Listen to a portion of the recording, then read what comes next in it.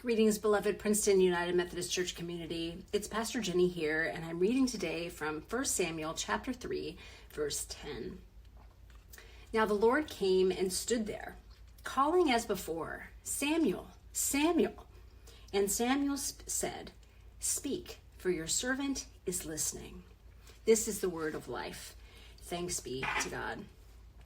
Over the summer, we are turning to an alternate version of the lectionary, a little modified version of the lectionary, and we are doing a semi-continuous reading through some of the life of Samuel and David. Now, that semi-continuous reading means that we're picking key passages that help us pull the major themes and thread of the life of Samuel and David.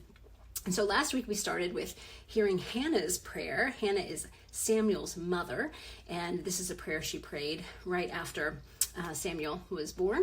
And then now Samuel's a boy, and he's under the care of the priest Eli.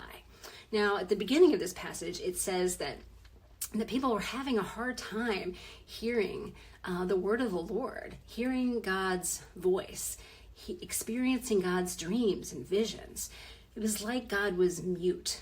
And maybe God was mute, but maybe people had lost the practice, lost the ability to hear and recognize God's voice. Well, even so, somehow God's voice broke through to Samuel this night. Samuel didn't know that it was God's voice at first, and he thought it was Eli calling him. And Eli took a while to figure out that it was God's voice, but finally it dawned on him that Samuel was being called by God, that God was trying to speak to him. Samuel hadn't learned to recognize God's voice yet, and maybe Eli hadn't really either.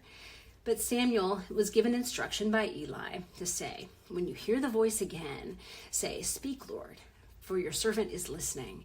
And so that's what Samuel did. And the story continues from there. But I invite us to let that be our prayer today, this week. Speak, Lord, for your servant is listening. You know, I believe that all of us can experience God's call. Now, some of us are called to vocational things. In fact, the word vocation means calling. That V-O-C at the beginning, vocation, it is a word connected to call. And so my vocation is to be a clergy person, to pastor churches. And I have a whole call story that goes with that, and I'm happy to share if you ever want to hear it. But and some of us who are not clergy, right, also have call stories or have a sense of vocation to be whatever we are in the world, working in many different types of fields and situations, doing God's work in all sorts of ways in this world. Not all of us, though, are able to or have discerned or feel called in that bigger kind of way, in a way that defines the way people, the way you spend your days, your whole days, and you earn a living and these sorts of things. But even so, I believe that God calls us in other ways too. Sometimes it is around a little nudge that we are moved to do something in a moment. Sometimes it's a smaller change of direction in our lives. Maybe God is calling us to something for a season, or to add something in our lives, or to develop a certain way, or learn something new, or move a different way in ministry, or to accept a leadership role in the church or in the community or somewhere. God speaks to us in all sorts of ways. God calls us to all sorts of things. And so I wonder how you've experienced God's voice and God's call and God's dreams in your life. I wonder how that has shaped you and your life.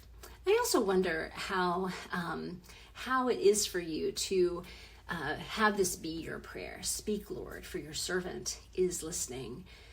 I do think that it is a practice, a learned practice, to hear and recognize and respond to God's voice, to God's call in our lives. And I think too that it can happen. Sometimes we are kind of shook by the way that God speaks to us, and that makes us respond, invites us to respond. But sometimes God's voice is just, we can't tune into it. We haven't learned how yet. And so even to share with God that prayer, speak, Lord, for your servant is listening, opens up something in our minds and our hearts, our ears, to begin to discover and to learn God's voice and what it sounds like and how it works in us. So I invite you to pray, speak, Lord, for your servant is listening this week and over these days, and just to see what comes of it. One of our core values at the church is disciplined discernment. And discernment is that act of listening to God, is the practice of tuning in to where God is calling us. Where God is calling us individually, but where God is also calling us collectively. I believe that God is active in doing this, and the more we can learn and practice and value that tuning in to God, the more we are moving collectively in ways that are in harmony with God, that are building God's kingdom, that are moving us in the ways that will help us flourish, not for the sake of our own flourishing, but because we are in line with God's light and love and kingdom, that we will have all that we need. All of that abundance is right here as we are in tune with God, as we move in the directions that God is inviting us to go. There is so much flourishing when we are abiding with God, and may we continue to practice and lean into that. Friends, we'll talk more about this on Sunday, of course, and I want you to remember that it is always a joy for me to be on this journey with you, that you were created for joy, that you are enough because God is enough. Thanks be to God. See you soon.